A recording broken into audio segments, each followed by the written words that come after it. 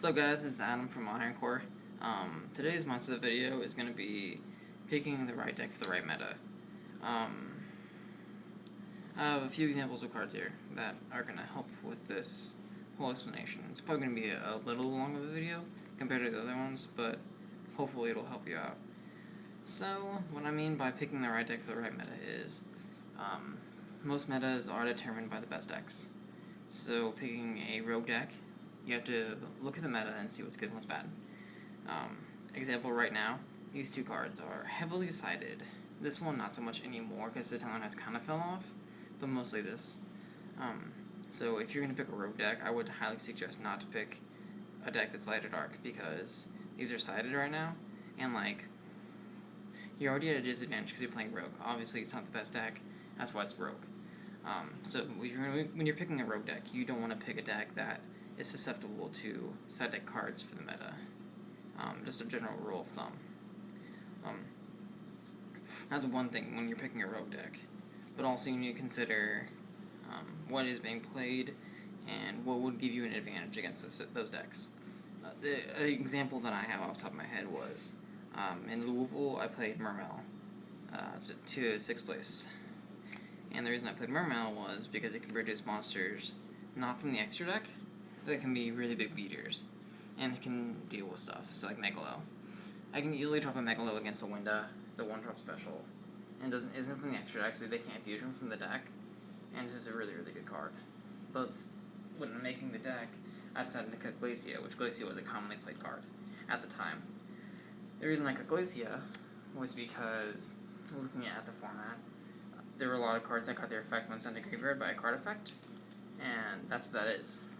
And when they discard out your opponent's hand. So, it wasn't ideal to play the card. So I cut it from the list, making my deck more viable for the format. Now, if it was any other format, I'd obviously be playing it in the deck because it's grid. But not in that format, which is something you need to take into account. Another thing I decided to play in the deck was Maxi, because of the popularity of Burning Abyss instead of Satellar Knights. Satellar Knights, they always have a summon, and then they have an effective special on another. So Maxi was very handy there. Also with Tour Guide from the Netherworld. Because they go Tour Guide into like a Skarm, Graf, or Seer, then extends into a Dante, so it has 2 draws. Things like this help with the meta, like deciding to put in Maxi because of the meta, and cutting this because of the meta. So you should always make your rogue deck based around the meta.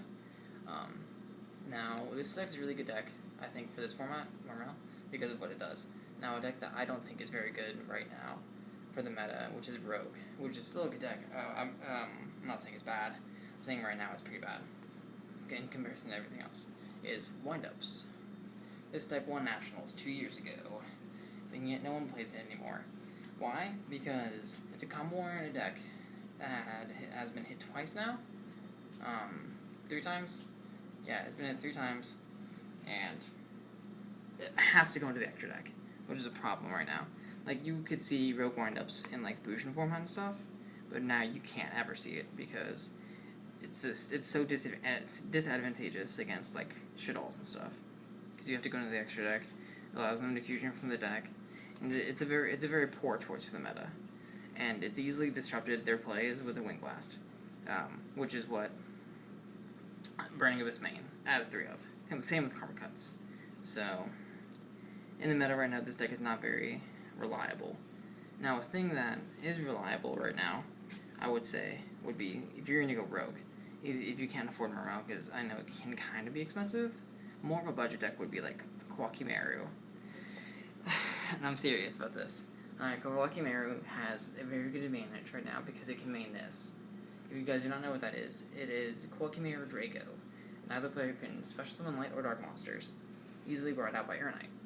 So, this is a good meta call, because all the meta is light dark. This pretty much shuts everything down. They can no longer fusion from the hand or deck. They can't summon BLS or Chaosor. They can't summon off Graf Skarm or Tour Guide. Graf Seer or Tour Guide, I'm sorry. And it's very, very good for the meta now. So in choosing a deck that's rogue, I would consider this as a good choice because of this card. But I don't want to only talk about this current meta, I want to talk about a previous meta.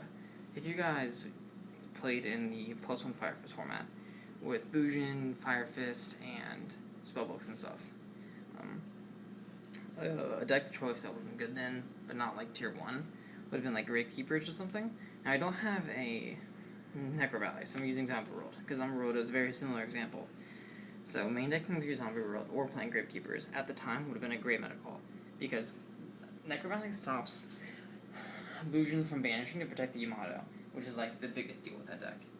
And then also it stops Spellbooks from banishing from the graveyard entirely, so it shut them down. Also shut down Fire Fist because their best play is Wolfbark. This also shut it down to an extent, but Necro Valley would have been a better play, especially with the Tomb. So things like that, just in general. And also this can potentially be played next format against the Quillfort deck, or the Queef Farts, as they call them, because they can tribute summon, although that's not exactly what the deck does, but it's still a thought that should go through your mind. But yeah, so this is like picking the deck for the meta. If you guys have any questions, please comment them down below. Give a like if you understood the video, give a dislike if you didn't understand anything I said, and then subscribe to the channel. Let's watch more Yu-Gi-Oh! Mindset videos.